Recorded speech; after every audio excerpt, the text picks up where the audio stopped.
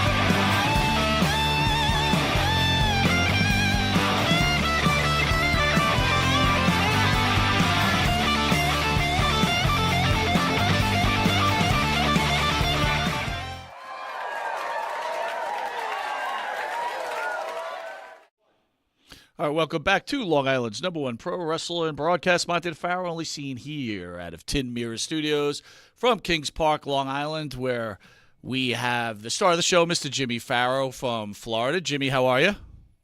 Lovely. What's going on? Just another day in the neighborhood. And we've got our special guest, the incredible Hollywood. Hollywood, you're in California and Tennessee now. I forget where you're living nowadays. You're really good. Today is Tennessee. Yeah, you knew it was one or the other. And you're out of your own studio. We were talking before the show. I said, where are you, in the studio? She goes, yeah, my house. That's pretty kick-ass, man. I love it. Look at that. I know. Thank you. Well, because my other half, Ryan, has to do all his music and all his podcasts. So we decided we better do something here. Make it a little bit more, instead of having the back of the desk or, you know what I mean? Yeah. Whatever, in the dining room, in your office. So we made our studio. It's fun. It's okay. It's good. I think we're close to the same age. Isn't it weird how things have changed now? Like you have all this podcast and just this whole environment, how it's changed. It's pretty amazing, isn't it? It is amazing for sure. Making music that way as well. The only thing that I miss is because when you got interviewed back in the day, you were on TV, right? And it was just like, oh my God, the power of television. There's nothing like it unless the podcast has millions of people. But thank goodness that we have what we have, because it gets to certain people, the people that we needed to get to. So this is good because we can be remote. We can be anywhere. I can be in Australia right now, and you would never know. And you never know. I'll just move this out of the way. So last time when we saw you in New York, you were in studio with myself, but Jimmy I think he was on a vacation. I forget where he was at the time. Right. So let me formally introduce yourselves, the great Hollywood, Mr. Jimmy Pharaoh. May I introduce yourselves to each other? How are you? Hi, Jimmy. Hello there. How you doing? Nice studio. Very nice, We could be shooting from anywhere. You're right about that. I was thinking about shooting from the bathroom over here in White Castle, but I don't know if that look would have been right. The acoustics might be really good in there. Yeah. I would have to make some really sweet music, not to use a music reference, but yeah. Good to see you. Good to see you. Good to see you. Where are you right now? I'm in PCB, Panama City Beach, Florida. Okay, Mike, are you getting pounded with the rain? No, it's very strange here. It will monsoon and then nothing for what seems like weeks, and then it will monsoon. We've had tornadoes. Okay. I've heard about a hurricane that came through here about 6 years ago that changed everybody forever, it seems. So apparently I'm in some sort of tropical because I live on the Gulf of Mexico, so I guess you got to deal with it. I know. And there's bugs big enough here to throw my car out into the street. So there's some different things, but I mean, overall, I love it because there's no winter. It's always nice here. I'll take it. That's like California. It's the same. So I do the back and forth. I'm still doing that. What are you doing in Tennessee then? How does that work? You go from beautiful. What's in Tennessee? Fill me in. Love. Okay. What do you know what love's about? Yeah.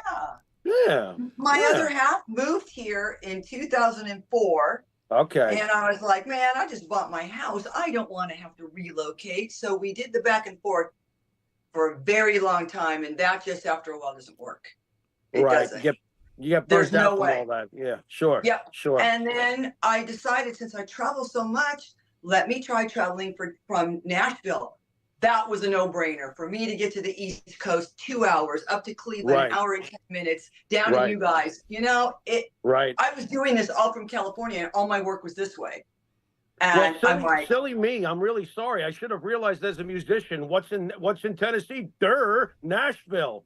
Can I ask you about your other half? Can you tell the folks at home just exactly who and what Ryan is to the music world, please? Yeah. So Ryan, first, he's a musician. He plays guitar and he sings. The first band was Hair of the Dog, which I don't remember Hair of the Dog, but Ryan is the singer for that band. They traveled everywhere, opening up for bands like Skid Row, Rat, all of those type of bands back in the day.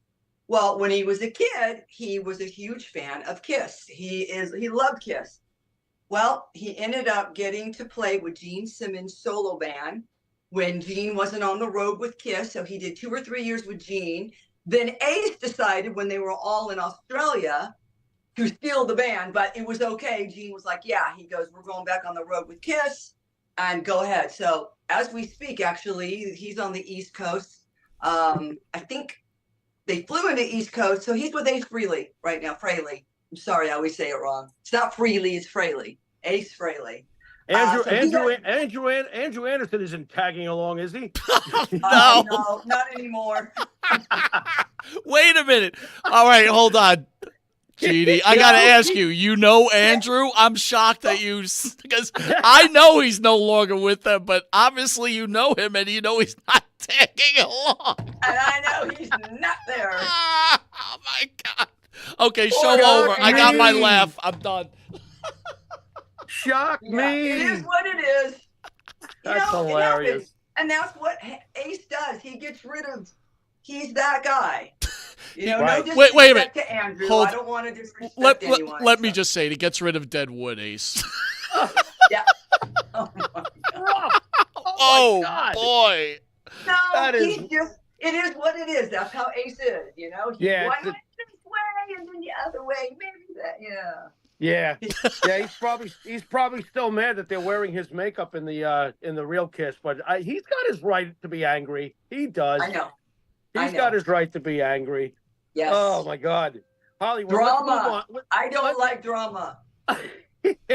God, and you got involved in wrestling and music, and you don't like drama. You know what? Well, really? Well, I mean, my God. But if you noticed, I stay out of it. I did not date anybody in that business. There you go. No. There you go.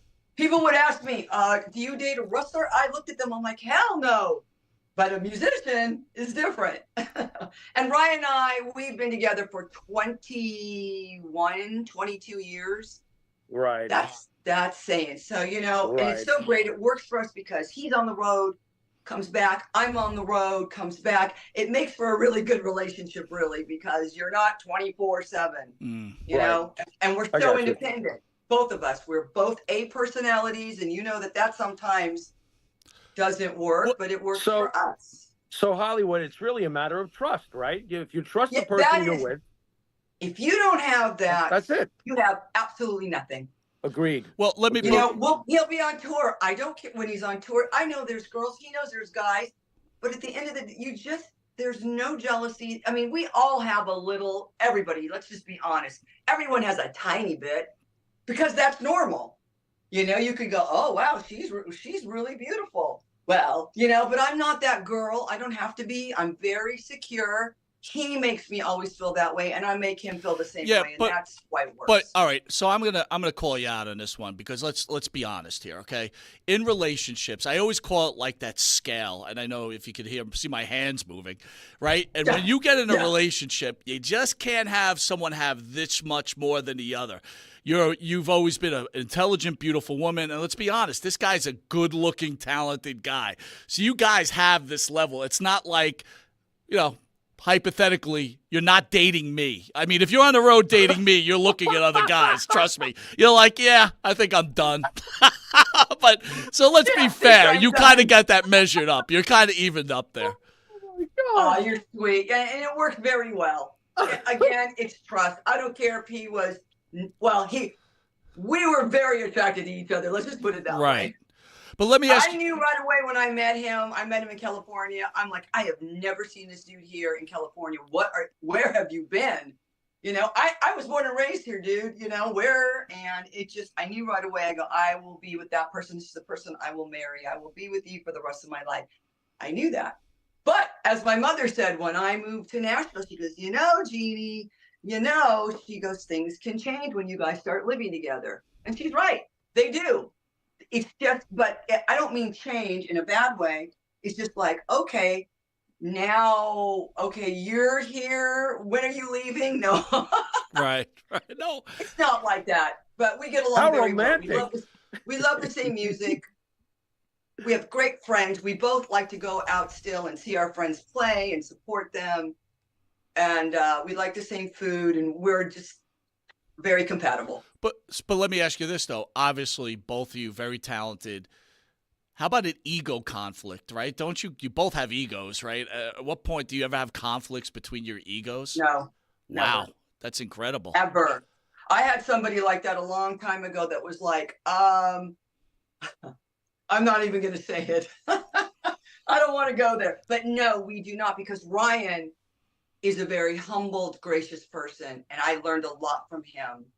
I thought this person should be more like this, and he wasn't that way. Kind and gracious, and you know, grateful to have the job that he does. So he's different. Girls might have a little more ego, but Ryan has always had it down, and that's what I love about him. Doesn't have to have it, but if he gets mad, you know what I mean. I've only seen him get angry a few times, and I don't want. Trust me, I wouldn't want him to get mad at me. I mean, he's like, woo. He sounds like he's a nice man, but he also sounds like he's a man. He's the man, and that's what's so important in relationships. I am not the man in the relationship, nor do I want to be. Right. But it's even into that part. I don't want someone that's going to kiss my ass. I'm telling you right now, I've had that, and it never worked. I'm like, goodbye. You know. Well. I'm like, you want that girl? Interesting. That is interesting. So if they're nice, they get boring. Very interesting. Very interesting. Well, Jimmy, in a certain way, it's just a formula. There's a formula there. It's the scale. You got the scale working there. Look at you. There's a formula. And whatever formula works for you. Not everyone has the same formula. Jeannie, before we get into it, because I want to get into the whole career, and we got a lot of stuff to cover on a short amount of time. True. Well, I'll come back again, I promise. All right, but I want to get into a quick news item because listen, Jimmy, I know where you stand on a lot of stuff. Hollywood, on the other hand, everybody loves her, so I don't want to put her on a spot, but let's see where she goes with this. I'll be quick with it. Some Gen Zers are relying on their parents to help them with their jobs. Some are even inviting their moms and dads to attend the job interview when they're interviewing. Guys, can we weigh in on what's happening right now in the United States of America that we have to bring our parents to a job interview? And by the way, I saw a chart of people that apply for the job and they're asked to come in for an interview. Only 70% show up. Of that 70%, over 30% of them come underdressed. And when I talk about underdressed, they're wearing sandals and pajamas. Yeah, that look, I see it in the airport all the time. I took a picture of the guy in front of me because it was his jammies and his little Crocs or the sandals. I don't get that. I cannot go in my pajamas to the airport. No. And you are so right. I have a friend that works he's a manager at a GNC, those vitamin stores. He cannot keep people employed. They come and they leave. They steal. They're not supposed to do this. They're horrible. I hate to say it. This generation, what is wrong with you guys? It's like, have some dignity. Grow some balls, man. Oh, yeah. Oh, yeah. Jimmy, what are you thinking? Well, you know me. Anytime that there's some sort of crisis that develops, there's a point of origin. And to me, this all started back with participation trophies. I played today. I get a trophy, don't I? No, you don't. You play a 32-game schedule if you're an idiot like me who plays Sunday fast-pitch softball, and you try to win a championship, which took 7 freaking years to do. You don't get a trophy. And then the other guy who wins rubs it in on you because it's competition. So to me, it all started with participation trophies. Now I got to bring my mom to my job interview. You see how this gets carried away? Because I do. Crazy. Yeah. Pretty lame. Very lame. It's like, I'm wondering, man, what is the future of, what's the future of this country? Is there going to be a president? I am so Are they going to glad. bring their mother? I am so glad you're saying that because I think I told the story a couple of weeks ago. And by the way, again, I want to remind everybody we've got the great Hollywood from Glow coming. She's in between where we got this big run of these great stars, and it's such an honor to have her on our show again and her taking a time out of her personal schedule, which is constantly busy. But Hollywood, I was explaining to Jimmy a couple of weeks ago and Greg Gagne in an interview, we're dedicating an entire month to human being sexuality, right, and where they want to go, which is fine. Yeah. But we also give one day to a veteran who serves for his country, gives us the right to do a podcast or travel and have the dignity. And I was telling a story where I was in a diner and there was a Korean War vet there, and I went over to thank him for his service, paid for his dinner. And I'm not saying it because I want someone to say, hey, great job. But the point of the matter is the guy started crying. And it clearly stated to me that in today's generation doesn't even respect what these people have done to give us these rights. And I have a huge fear. Again, Jeanne, I know your mom is still with us, I think, right? Yeah, my mom and dad. Yeah. So you've got great genetics. On my end, I think me and Jimmy got a couple of years left. But that being said, what I'm saying is we're going to transition out of life and really not see the accumulation of all these problems, right? It's our kids that are going to see it. But I got nephews. My nephews are young. Yeah. What is it? I think about it all the time. I love history for one thing, and I go back to the 16th century or the 17th century, and that's just like 400 to 500 years ago. That's it. This country isn't that old. And what will it be like in 500 years? Will there be people here? Will we all be on the moon? I mean, will we be destroyed? Will we blow up because it's too hot? I don't know. No, it's scary. Everything you're saying is 100% true, and it's, we're heading away. We're heading in a way where, as human beings, you're a strong, independent woman, right? Yes. I consider myself a strong, independent man. Jimmy's a strong, independent man. Yes. We are eliminating the individual's capitalist ideas. This country is built on capitalism, right? And we're making this into a completely socialist environment. I understand our government has some sort of socialist parts to it, but overall we're capitalist, right? This is what it's built on. But we are becoming a socialist government. We're going to find ourselves in some deep doo-doo. Yep. It's scary. It really is. I wish I could be on this earth. I wish I could see what's happening in 100 years. God.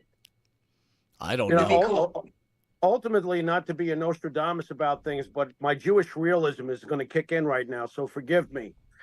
I believe that eventually man will use his toys because a boy must play with his toys. I'm referring to nuclear weapons. A boy must play with his toys. Someone on this earth is going to say, let me see what happens when I push this button. Yeah. Right. Now, Yeah. Some psycho. We will not manage to wipe out all of us. We will not kill each other off entirely.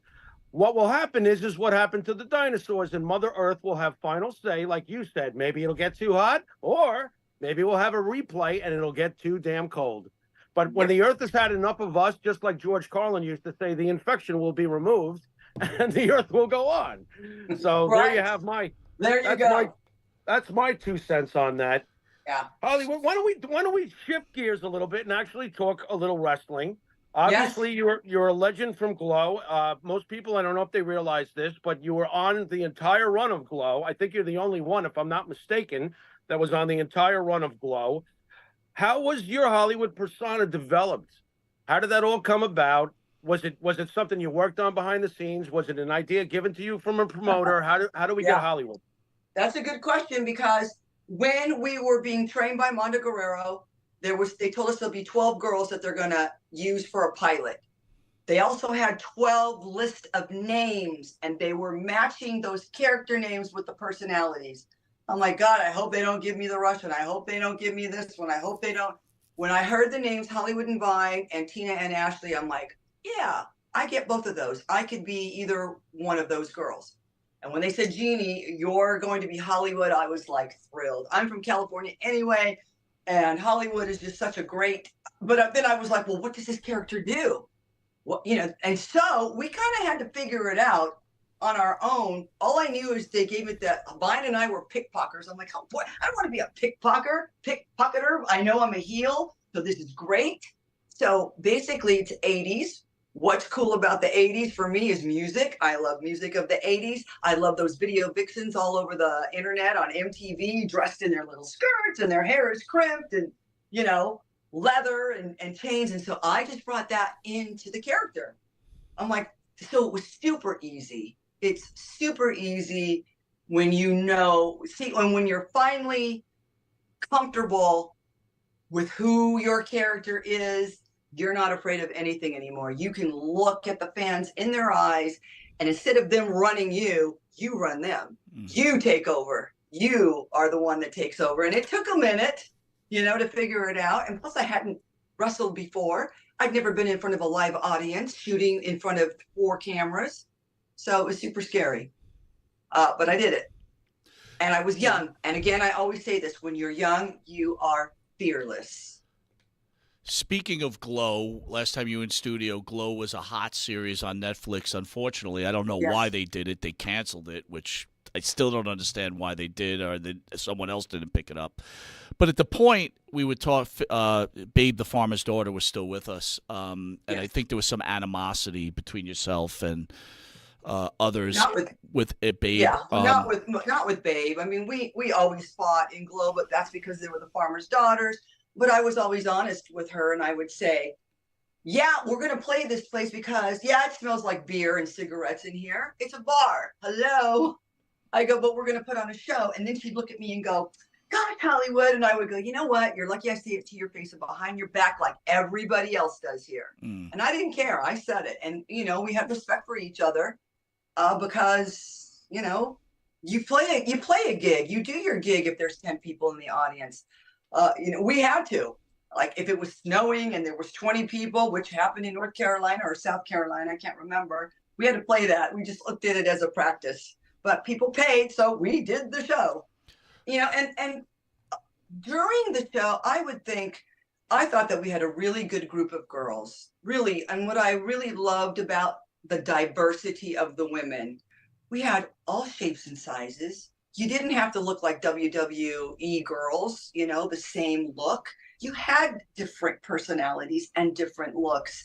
Black, white, Asian. It was incredible. Very unique, I would say. How does it feel? You've lost a couple of members of the great Glow original cast.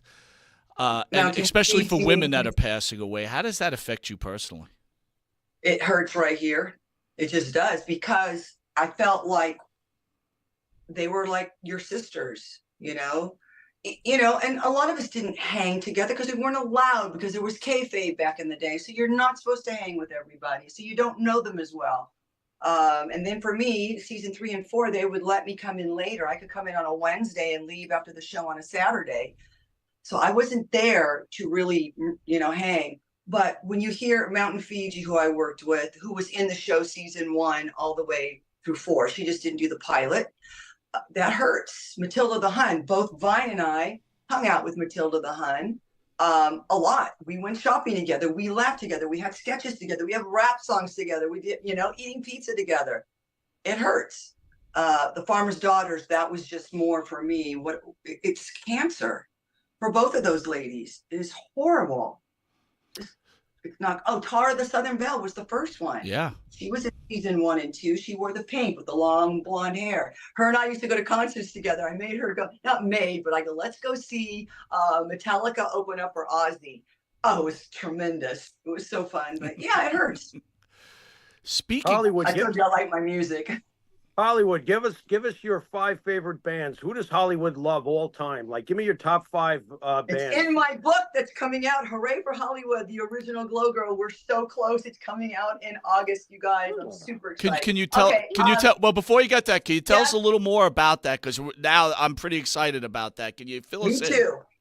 I think I'm the only one. I know other people have talked about trying to write something. I've been trying to write this damn thing for years and years and years, trying to find someone that has my voice.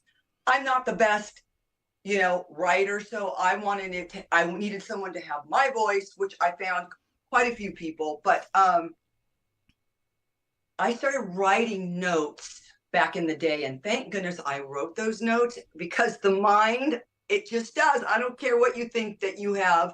The mind sometimes forgets little tiny things. I also have a book from Glow where all my matches are written down, all my rap songs. I have itineraries on PSA Airlines, which is, not around anymore. But so thank goodness for those notes.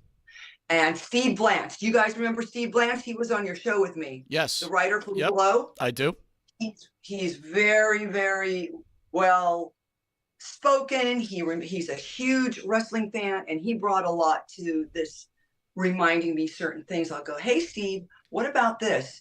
Did this happen or did this happen? And then I'll back it up with somebody else that was there, just to make sure. So everything that I have written about is from my truth, from what I remember. And I did try to make it as authentic, as personal as I could. My book is classy. It's not trashy, so it's not going to be that kind of a book. I didn't want to represent that, but there's great stories. There's good stories, And now in the day, do you want to get sued? You know what I mean? No, Everyone sues for whatever. Nobody wants to get sued, so it's got to go through legal and make sure that everything is, what's the word? I guess legal, not legal, but just, again, I can give you a story. Netflix. Do you guys watch Netflix at all? All the time. Okay. I've never seen it, but I always see the ad for baby reindeer. There was an article. Netflix is getting sued $170 million because of the woman who the story is about. It said, this is a true story. And the story, they switched everything all around, made her older, made her sound terrible, the way she spoke. You're supposed to say there's another word for it. Like based on a true story. Based right. On yeah, right. Those 2 words, based. Yeah. So, when it comes to a book, you could, not everyone, there's a lot of nasty people out there. That's all, and they sometimes don't want to see anybody do well. I got to ask you this, and we got to get back to Jimmy's question, because I want to hear you two talk about bands, but you're pretty loved, okay? What kind of nasty stuff do you get? Any kind of nasty Instagrams or X comments? I can't imagine it, because you're one of the most politest people I've ever met, right? Not anymore. I think those people have kept their mouths shut. I had to serve somebody with 2 cease and desist letters because 2 promoters were telling me what someone was saying. And they're like, we know that's absolutely not true, but we need to let you know what this person is saying. It's just, are you bored? Are you out of your mind? It's just like, I could never. It was the way I was brought up. When you're brought up Catholic, mom and dad who are conservative, you're brought up a certain way, and those values, thank God, they stay with you. And they did with me. So I'm blessed. I'm humbled every day to be on this planet. No one's perfect, first of all. I am not perfect. None of us are. I mean, in Glow, I love playing a heel, and I love being dirty, and I love kicking someone between the legs, or just whatever I could do. And you don't live in Iowa. Imagine if you had to live in Iowa. In where? Iowa. See, you don't even know where it is. It's so bad. Iowa. Yeah, what a state. Where? All right. What a state. I gotta hear the band talk, guys. I want to see this. Let's go. Thank you for that. Okay, band talk. That's a tough one. 5 is hard, but Van Halen, Led Zeppelin. Cool. So far, so cool. So far, I know. So far, Van Halen. Hold on. I like Black Sabbath and Ozzy. I love that kind of wait. Yes, Stop right there. Wait. Stop right there. Stop right there. He's killing it. Let's ask the ultimate question because we've had this discussion. Who does Hollywood like better? Does she like Dio or does she like Ozzy? As the lead for Sabbath. Thank you. Why? Case closed. Mike, give it up. Dio is freaking great. Don't get me wrong. But by the way, I went to a Halloween party at his house. Oh my gosh. Oh my gosh. Stories about that. When he was obviously alive. Yes. Bless his soul. But anyway, I like Ozzy only because he's been around longer. And Black Sabbath, listen to that. That's still to me fresh. Just like Led Zeppelin. When I hear Led Zeppelin songs, that is still new. That kind of music is. And Van Halen. Oh my God. I was too young, but I would have loved to go to their parties in Pasadena. It was only like 15 minutes from Burbank. I wasn't old enough. So, yeah, how can you not love ba ba da shoo wah ba ba da shoo wah ba ba boom ba ba da? That's there. Very good. You got 2 more. Two more bands. Come on. Hold on. I can't see. This is where it gets blurry. Like I like Aerosmith. I like the old stuff. Thank you. Metallica. I do like Metallica. Very good. Yeah, they're pretty good. Yeah. Mike, you do notice that there's no Taylor Swift on this list, right, Mike? You can't. No. Hey, listen. Wait a minute. Hold on, guys. I'm too old for Taylor. I cannot have any Swiftie problems. We cannot speak poorly on Taylor Swift. They will shut us down. Jimmy, you hate to get attacked. You will get destroyed. Just do not do it. I'm trying to warn everybody here. If I have children, he's great. Don't get me wrong. He's amazing. Travis Kelce sucks. Mike, you were breaking up. What did you say? Him or me? My God. I'm being sarcastic. I love Lenny Kravitz. Lenny Kravitz is badass. Oh, there you go. Wow. All right, so Jimmy, before you came on, Jeannie, Jimmy asked me. He said he was watching a podcast, and it's Kiss. What am I talking about? Kiss. Well, right, exactly. So huge fan. Jimmy, what was the question? Ask Jeannie the question between Heaven and Hell and Detroit Rock. I think it was whatever you said. It was. Okay, I was watching. I was watching the great Ralph Vieira's YouTube channel where he was comparing. He would do track by track, and he would take albums and pair them against each other, track by track, and see who wins at the end of the selections. So it's awesome. It's a great idea. So it was Kiss Destroyer, the album Destroyer, versus Black Sabbath, The Mob Rules with Ronnie James Dio. Now, I voted in the end 5-4 for Mob Rules. He voted 6-3. What say you? Which is the better album? Kiss Destroyer that's got Detroit Rock City. Shout it out loud. You don't have Kiss Destroyer. Wow. Okay. Wow. There it is, Mike. Wow. Yeah. Well, there it is. And I'm wearing the Kiss shirt. I mean, how could I not? They're definitely in my top 5, of course. Okay, that works. All right, I was in the Kiss Army when I was 10. Of course you were. You guys were. All the Oh, my kids in my God. school in 7th grade were. How They're wearing There you their go. Kiss buckles and their Kiss hats and shirts. And then my first album I got, because I was in 7th grade, so 1970 something. I got Kiss Alive 2. That was my Nice. first one that I got. And that 2 double album. And I could name, when I met Ryan, when I told him I like Kiss as well, I said, I have Kiss Alive 2. And I named him every song on every side. He probably was like, oh my God, this girl gets me already. It's my And this is dream gonna be girl. cool. All right, wait a minute. You talked about going to a Dio Halloween party. You got to tell a story. So yeah, of course, when he was alive, a guy that I was dating was in a band, and it was managed by Wendy Dio. So Wendy had invited. It was Paul Sortino. I know he was the singer of the band. Paul was. It was Rough Cut. Maybe it was Rough Cut. I don't remember. But we were all invited because she managed the band, and I went to his house in Encino for Halloween. He had fortune tellers there, people doing your cards. I asked him, he had this beautiful dark bar, and I asked him, I said, Ronnie, I said, where did you get this beautiful bar? He goes, we imported it from a bar in England. I thought, oh, how cool is that? And then his whole home had beautiful antiques. And I said, he goes, you should see upstairs.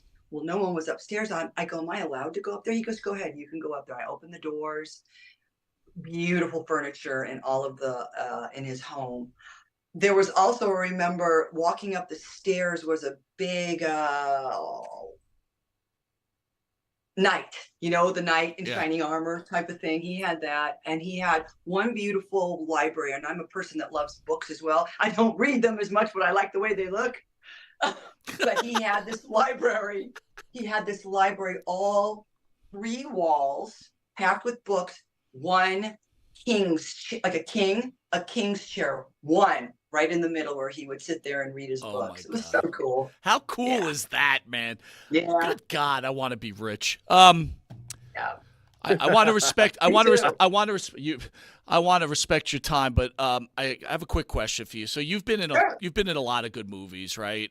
You've been on Married with Children, Larry Sanders Show, which is friggin' loved the Larry Sanders Show.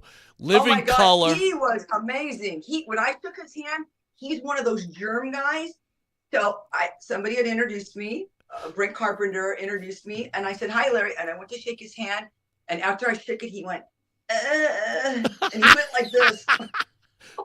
Wait, I gotta ask you though, did Hank go to you? Hey now, Hollywood. Hey now. I don't remember. Oh my God. Yeah, I know what you're talking about. Yes. Maybe I don't remember, but remember Jeremy Piven? Oh. Jeremy? Yep. He started on that show, Jeremy. Yeah. And then got popular on, what's that one with all those boys? Good God.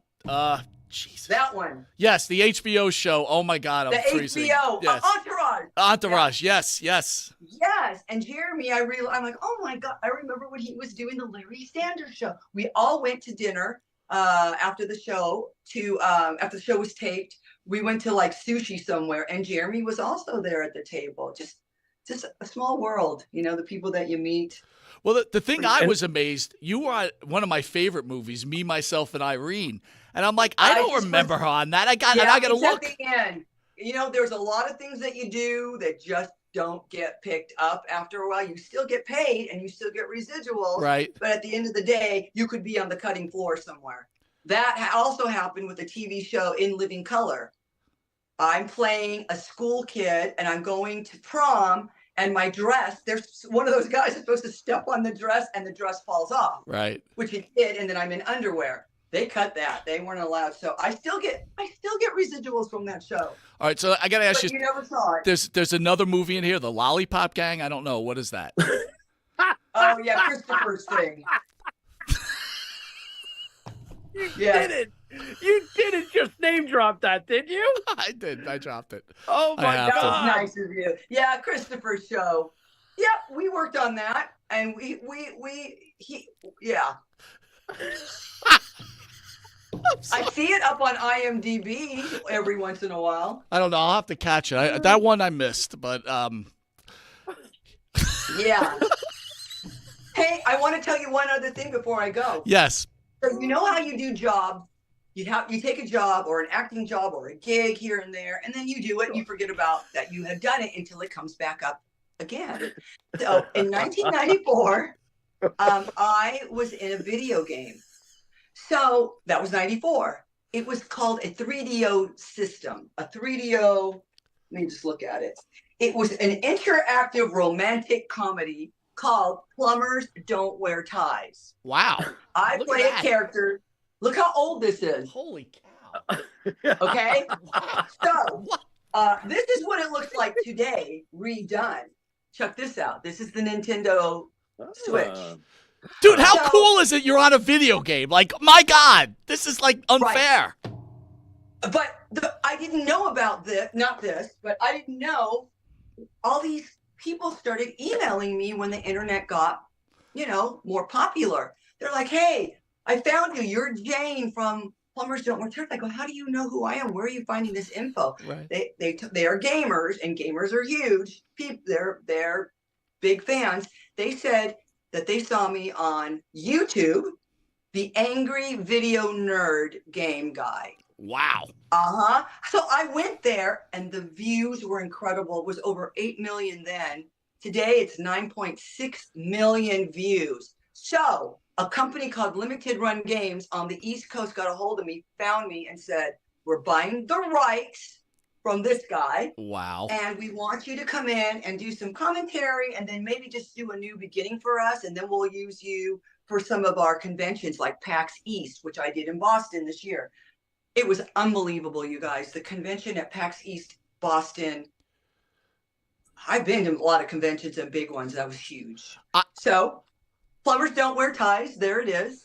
Jesus. I got to tell you, if you go to YouTube, there's kids playing, not kids, men playing video games, and there's like 2 million people watching. And I'm like, what is this? What is going on? Clearly, I should have been in this part of entertainment.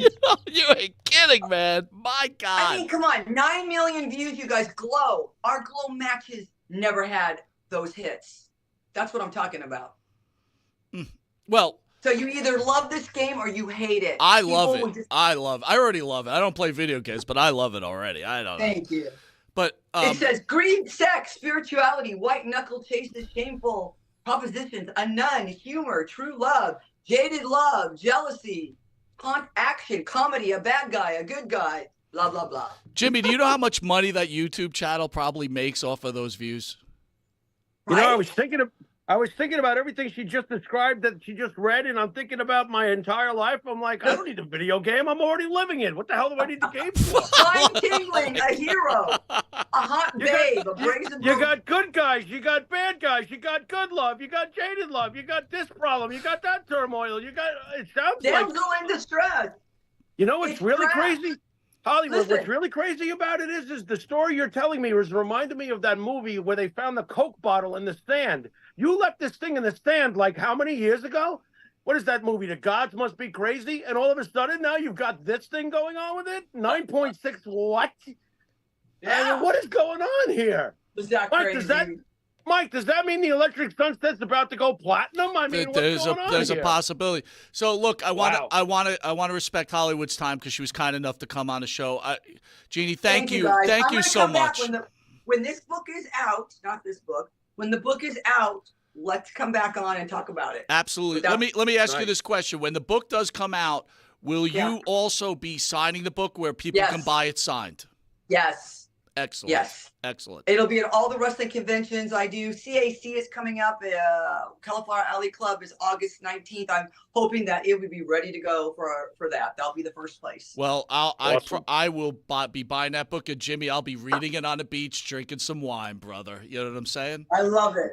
You guys are so awesome. I thank you so much for having me on. We thank you. Thank you. What an honor. Very and welcome. Thank you again. Very welcome. You're a wonderful human being, and thank you again for joining us. Thank you so much, guys. You got a good heart. I love it. All right. You we'll guys talk have to a you good soon. night. Be well. Thanks, Hollywood. Thank you. Jimmy, the great Hollywood brother. That was awesome. How She's cool cool. is she, man? She's got great taste in music, I'll tell you that. Well, I got to listen. Wait, I'm going to argue. Not that she doesn't have good taste in music. Don't get me wrong, But I'm sorry, I got to go with Heaven and Hell. I'm sorry, I got to do it. With what? Oh, it was Mob Rules, you ding dong. Mob Rules, I'm sorry. But Heaven and Mob Hell, Rules. too. Let's throw that out there. Mike, I did track for track, and I told you before the show, I picked the Mob Rules. I had 5-4 for Mob Rules. So there it is right there. I got to tell you, you know, like in life, there's unicorns, right? Yeah. There isn't unicorns, but with being respectful, she's a fucking unicorn. I mean, she's cool. Right. She's into cool shit. She's good looking. She's smart. I mean, come on, man. Let me tell you something else too. It's all who you match up with, who you decide to be with, who decides to be with you and stuff. It sounds to me like her and her boyfriend are a couple of Derek Jeters. Does that make any sense? Like you just said, unicorn. Let me ask you a serious. Let's be serious, right? You're my brother, and we're always honest with each other. And I know we're on air. Tough question. If you were dating Hollywood, for example, could you not be jealous? Is it possible? I've answered this to you before. Karen's well known too. Absolutely. I do not. You can't function that way. That is not how you operate through any. Well, it's not how you should operate through any relationship. Dude, I'm not a jealous guy. I never have been. Right. But I think, look, I think when someone is as incredible as that, it's like, remember we were talking about a year ago about Ariana Grande, and if you had her as a girlfriend and she left you, it's like, where do you go from there? Like, where do I go from here? You know what I mean? Right. And it's like Hollywood's one of those people, like, where do you go from here? I mean, on the script, she had told me she had a pretty busy schedule today, so she was really kind to come on. I did want to ask her. She's been in a lot of movies. She's been in wrestling. She travels a lot. I was going to ask her, considering what's going on with the casting counts and Vince McMahon, and I'm asking you what you think. Obviously, you don't know the truth, neither do I. How often do you think she's pressured to do things that she doesn't want to do? And she she's definitely one of those people that say no, guaranteed. But how often do you think that happens to her? You know what? I can't answer for her. All I can do is throw out my own hypothesizing about that question. I bet you it is more likely than not that she probably dealt with some nonsense early on in her career. But then again, she had a special trajectory going right into Glow. It wasn't like she was working in the territories of dealing with Moolah. She was trained by a Guerrero. She went right into a television program situation, not necessarily a house show territorial thing. So I don't know how different it could have been for her. If she did encounter the bullshit that you speak of, probably happened early in her career, probably quickly fucking put a snip on it, because I do agree with you. Your read on her is correct. She's not going to take any shit. All right. And I really heavily doubt anybody would have the balls or the brains to be that stupid to screw with her on that level. I would say nowadays for sure. So I don't think that she deals with it now. And she probably had to deal with it perhaps in the beginning for a little bit. But she found her way through this thing quite safely, I'm sure, once she got past the nonsense, if she did encounter any such said nonsense. And by the way, I've got to give Jimmy tons of credit because I hit him hard during that interview. And it took him a bit, but he got back under control because I was out of control. But I had you, dude. I got you. On what? Why? You're the confusing question. me. Come on, dude. You were dying. It was hard to hold your laughter. Oh, what? Oh, for God's sakes, man. By the way, I gotta go get a bag of Charms Blow Pops. I'll be right back. Dude, I had you. I could hear you laughing. Like it was like one of those times where you had uncontrollable laughter, but you recovered fairly quickly though. Oh, well, you do that to me often, which I actually appreciate. I think it's one of the best parts of the show when you can just make me combust like that in laughter. So that doesn't happen often enough. I like that. So next week, everybody. So we've got the iconic Wendy Richter in. Rarely does interviews, if she does any at all. What she means to pro wrestling, in my opinion, the rock and wrestling thing started this whole thing we're watching now. Without that, who knows where we are in wrestling? But let's be honest. Cyndi Lauper, Wendy Richter, Moolah, Lou Albano, when you have a match, that was the spark that started it all. Agreed, Jimmy? Yeah, it was. I mean, there's a point of origin for everything. Of course, at the end of the day, there had to be an ultimate face or a Babe Ruth of that movement, and that turned out to be Hulk. But of course, without this, without the MTV connection, without directly tapping into the veins of high schoolers like you and me all the way from here to California, no, none of this happens. Captain Lou Albano and Girls Just Want to Have Fun. It all starts with that. MTV doing the brawl for, you know what? You're right about that card. The greatest card that you ever saw. And I can't believe you saw that in person. Is that correct? That is the correct, brawl sir. for it all? Yes, it is. That is one of the most golden, most important moments in wrestling. And somehow it's getting glossed over historically. Without that on MTV, they just tapped into all our veins, man. All of us from here to, like I said, from here across the country and eventually across the world. So it all starts with that, with Lauper and Albano. And of course, Moolah and Richter, and leading into the Hogan stuff and the entertainment, the Ian entertainment that eventually the initial stood for in the end. It all starts with that, man. It does. We've got a couple of minutes left. I wanted to recap because listen, guys, we've had a pretty successful run here recently, and we're trying to get as many great guests as we can, obviously. And, we like doing the show by ourselves, too. There's a lot of different things going on. But I wanted to open up with Greg Gagne. What were your thoughts on Greg Gagne? We didn't get a chance to really speak about it. Greg was I was very pleasantly surprised. I wasn't sure what we were going to get with Greg. I wasn't sure if he was going to be, as I've said, surly or standoffish, but he was anything but that. He was awesome. I found him to be one of my favorite guests we've had on the show, quite honestly. Which you transferred that information for me, and that was great. When we come out of feeling something great like that, I see Jimmy on the other side is very happy. It really makes me happy. Then last week, Rock and Robin. Well, it was back-to-back weeks where I got shivers at one point, like goosebumps, and that means that I'm still alive because my love for wrestling is still there. When that happens, it doesn't happen often, but it happened with Gagne, and it happened with Robin when Robin started talking about Sherry. And, it's happening again. That must have had a lasting effect. That was a great interview. She's a wonderful person. I loved that note that she wrote to Sal, that Sal forwarded to you, and now everybody can see it out there on our page. Just great, followed by great. Do you remember maybe you could share with everybody who didn't see it what she wrote to Sal? Do you know?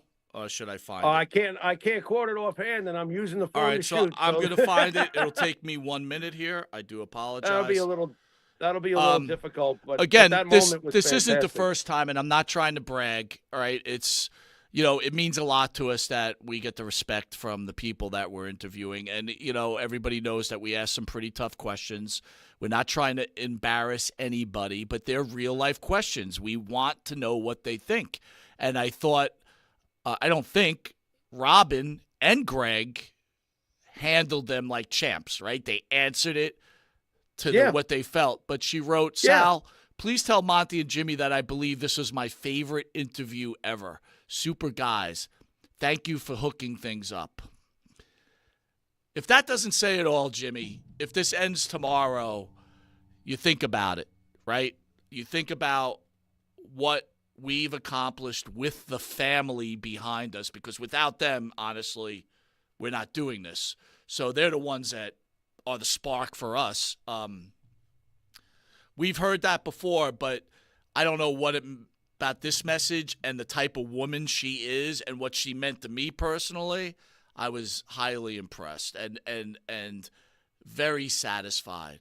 So with that being said, we finished tonight with who I feel is an unbelievable, terrific person, Hollywood from Glow. Thoughts on that?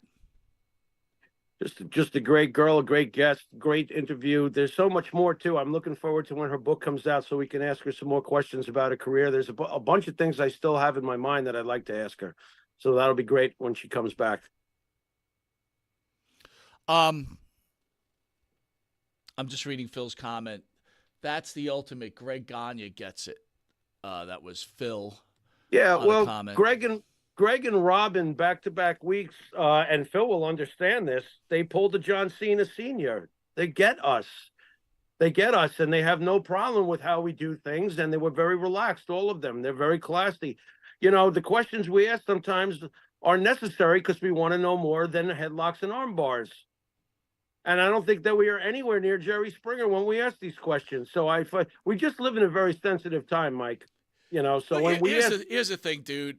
It's like I grew up, you grew up, everybody watching this show grew up idolizing many of these people, whether it be a man or a woman, right? Sure. And we all understand the career they have, and there's some really funny stories that go on. But more than ever, these are real life times, and these are real life peoples, and these are real life issues. Okay? Yes. We've already heard a million of the stories, right? These are real life issues. There's murder going on. There's rape going on. Or there's accusations of this stuff. And these are real life issues that some of these people live through personally. Okay? And some of them have personally done some wrong things too, in our opinion, that we need to challenge them on. Well, to add to that, you know, oddly enough, when she mentioned that she was at Dio's house, she mentioned that the manager of the band that she was going there with was managed by Wendy Dio. Yeah. And the first thing I thought to myself was, Wendy Dio, who screwed Vivian Campbell out of all of his money and all of his royalty rights. The reason why Holy Diver, The Last in Line, are so great is not just because of Ronnie, it's because of Vivian. If you listen back to the guitar work that Vivian Campbell did on Last in Line and Holy Diver, he is the equivalent to Blizzard of Oz. Who's Blizzard of Oz? The band that recorded the album Blizzard of Oz and then found out from Sharon it was going to be called Ozzy Osbourne, getting all their rights and royalties removed. So, Jimmy, fantastic commentary. I recommend, if anybody's interested in what Jimmy's talking about, watch the Ronnie James Dio documentary, which I believe is on Showtime still, if you have Showtime on demand, or Paramount, I think it's on. Dio explains that, look, when he was just the talent, he got screwed. He was no longer the talent. He was the owner. So he was going to get his. And he doesn't sugarcoat it, right? He doesn't say that he didn't screw Vivian Campbell over. He said he was the talent. He got paid for what he did. I'm the one who reaped the benefits of the success of it. How you look at it is how you look at it. It's business, right? And Jimmy and I have been on both sides of that fence in our personal life and in this show life. In fact, we're going through something right now where we're kind of getting jacked over and we're trying to fight it, right? So, but again, you know, we believe in it, and great commentary again. I want to thank again Hollywood for coming on again, for taking time out of her busy schedule. I want to thank everybody who watches the show every Thursday. Your loyalty is humbling. I want to thank all the members of the Monte and the Family channel, from Dan and Benny, ESO, and the great Phil. Am I forgetting something, Jimmy? Who am I forgetting? Nobody else, right? How about the First Lady? Did you throw in Maria? Well, she's obviously part of the family. I'm talking about active participants within the channel doing shows, right? Oh, Dan and Betty, Brucey, Philly. That's it, you and me. Right, that's all. Yeah. I want to remind anybody. What a cast. Friday on Player Unplugged, they'll be talking baseball. It's the Player, it's Jimmy Pharaoh, and if you're a wrestling fan, it is Rip Rogers is joining that show. I want to send prayers out to, part of the Monte and the Family channel, Missy Beefcake. Missy is not feeling well, and she was unable to do her show tonight. My prayers are out there, and I'm hoping everything's okay. I will give an update when I hear more news. RJ Hudson says, what a cast. What a cast. What a cast. RJ. I just can't. I can't. What a chat. What a chat. What a RJ, chat. What a chat. What a chat. Anyway. There you go. Wait, Mike, one last thing. Go ahead. Hungry. What? What? It's the cereal, you ding dong. What did you say?